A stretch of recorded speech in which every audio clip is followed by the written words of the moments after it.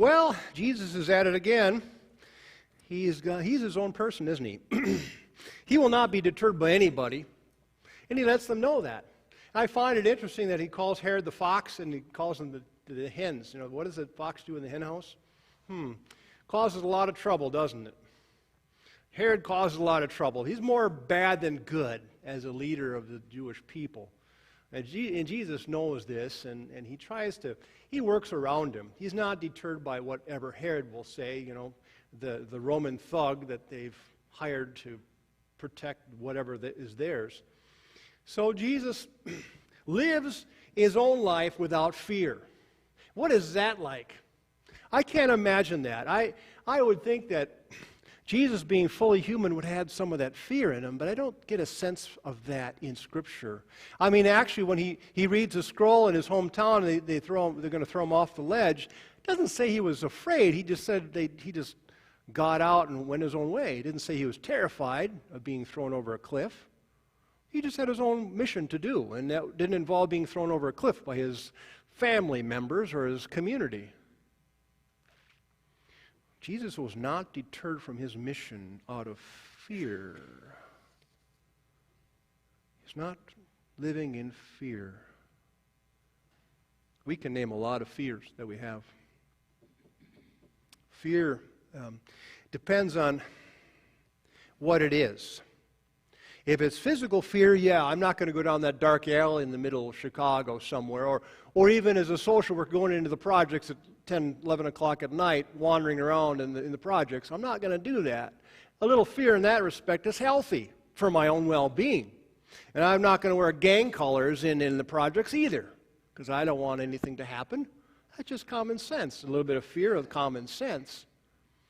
And yet, how much of our lives are captivated by that? You know, there's a thing about the Muslims coming into this country. They're going to blow us up. They're going to do something or another for all of us, so we can't trust them. And we live in fear of people who are different than we are because we don't understand. We see a few insurgents, a few terrorists, a few people that are way off base, and we throw them all in the same bin, and we decide that they're all bad, so we're not going to have anything to do with them. But a lot of us have been in other cultures. We've been, you know, America is a melting pot of different peoples too, and we probably have people we work with, we live next door, who are of different cultures, different skin colors, different races, whatever have you. And we know that they're good people too. I live next to a man who's from India. He's a great guy. I don't think anything worse of him if he's a Muslim. I don't know. But there is a fear of being different. There's a fear of things we don't understand, and why is that always the initial feeling for us? I don't know. Maybe it's just me. I don't really know. But yeah, all I know is if I'm going to order something from a restaurant, I got to find out something I like, because I'm afraid of losing my money on something I don't like. But that's a small thing. And yet Jesus constantly tells his disciples not to fear. Don't fear about not feeding the 5,000. I've got it covered. Don't fear about falling into the lake, Peter, because I have you. Don't fear what will happen to me after I die on this cross, because I've got that covered too. Don't be afraid when they arrest me, because all my plans are part of that. Fear. What's it like to not live in fear? I don't think we can be human and not have fear. And yet, we have courage, too, to go with that. We feel afraid of a lot of things, but there is something within us that will push us through the fear and make us go forward. Sometimes experiencing something different will be more fulfilling than we thought. Maybe it's better than what we have. Maybe that broccoli that I'm starting to eat again is really good for me, since I've avoided it for 27 years. But we don't want to mess up. We don't want to look like fools. We don't want to have people ridicule us. We don't want to be set off as a strange person off to the side. We want to be accepted into the group. We want to be accepted in society. And then we sometimes give up what we believe is right for that because we're afraid of standing up for what we believe. We all have that. Is it a lonely thing? I don't think so. Not always lonely. I remember as a student in band and having the band director call on you to play a certain piece or a certain number of measures in a piece, and you're a little unsure, and so your heartbeat rises, your palms sweat a bit, you can feel the nervousness come about, and yet your focus is sharp as a tack. When you're called on, you focus, because you don't want to be made a fool of in front of everybody, and yet you know that everybody around you has been put in the same position that you're in right now. And they empathize with what you're going through, and they're pulling for you. You may be afraid, but they're afraid for you. And we understand what that's like, too. To have that fear for someone else. To be able to empathize enough that we can feel another person's pain or sorrow or fear.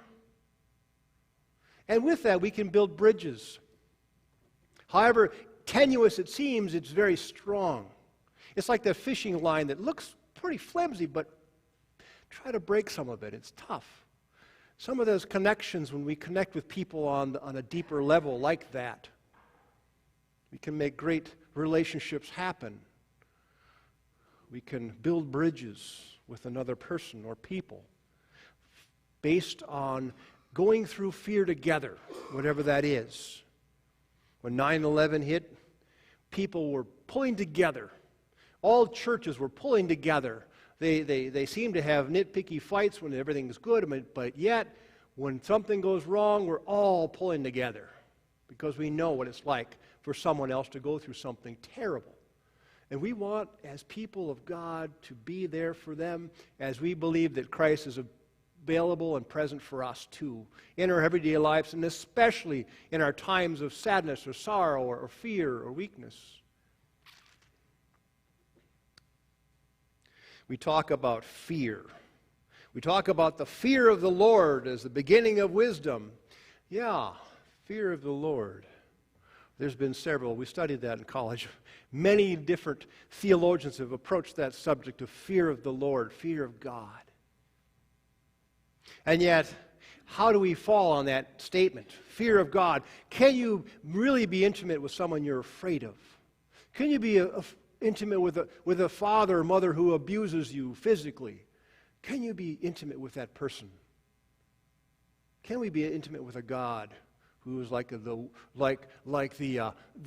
witch doctor with a voodoo doll poking us with pins, causing us pain and suffering? Can we truly love and be intimate with that kind of a God? We have to ask ourselves that. Can we be intimate with a God of the Old Testament who seems to destroy peoples left and right?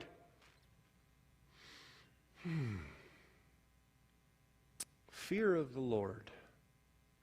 There's another way of looking at that too, is when you read especially the Gospel of Mark or Luke, I guess all of them, when Jesus does a miracle, they were astonished. They're astonished and they're awed by this Jesus and what he could do and what he says and the understanding he has, even as a little boy.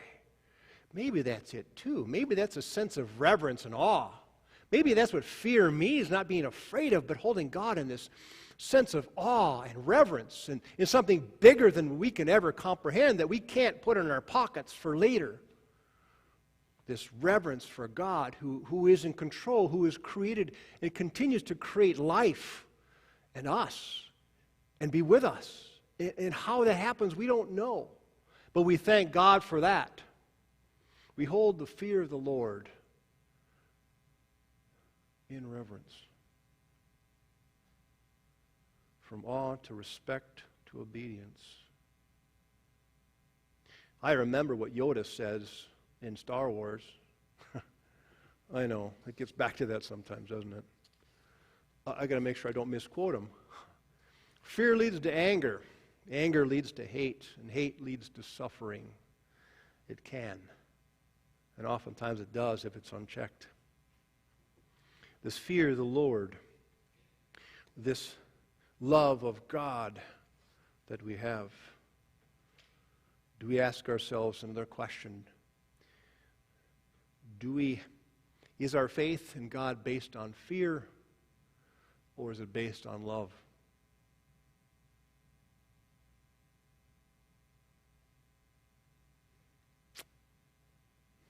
Do we need the threat of hell to keep us on the straight and narrow. Does it work? How many, for example, how many practicing alcoholics swear off the booze only to return to it later? How many times do I have to have my teeth drilled without Novocaine to stay away from sweets? It didn't work for me. That fear didn't work for very long for me. Some people say that capital punishment is not a deterrent for crimes. I don't know what statistics are, but that's what I've heard. How is it our faith? Is it based on fear or love? And some people say, well, there's got to be some of that for love to happen. Love will encompass that. I'm talking about abusive kind of fear. There's a reverence and awe fear that I believe that we have, that we can hold on to, the God that leads us by the hand to better things in life. Maybe not easy things, but more meaningful things. It doesn't rescue us from pain and suffering. That's all part of life. That's all part of our growth in spirit, is to deal with them head on, to experience them sometimes in fear, but over-encompassing with the love of God that God has for us. The courage to go through fear. The courage to go when we know it's right, when we need to do it.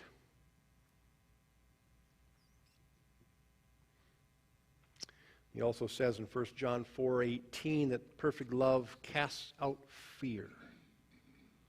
And we see Jesus as the example of that. Jesus, who was with his people, walking side by side, healing people, giving them hope, turning the tables on those who were trying to dominate them, giving them a spark of life that he knew we need even today, maybe more than ever now. But this is the God who, with reverence and awe, comes to us as Daddy, a loving, caring, concerned Daddy for all of us. Jesus doesn't live in fear, never did. He invites us to do the same, knowing that no one can capture our soul because he's already done that. No one can take that away because Jesus already paid the price for all of that. His death and resurrection on the cross. So we deal with our little fears day to day. And we ask God to help and guide us and be with us, always. And that's what God does for us. Amen.